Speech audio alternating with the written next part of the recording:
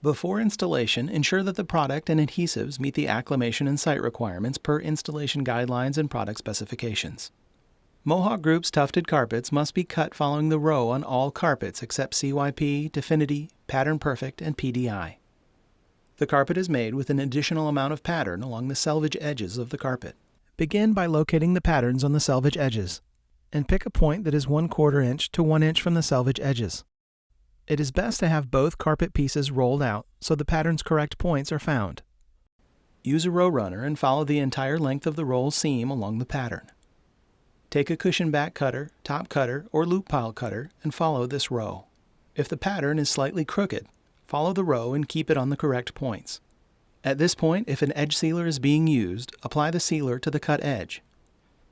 If a seam sealer is being used, wait until after the adhesive is applied and one breadth is folded onto the adhesive before applying the seam sealer. Continue to use this method until all seams are cut.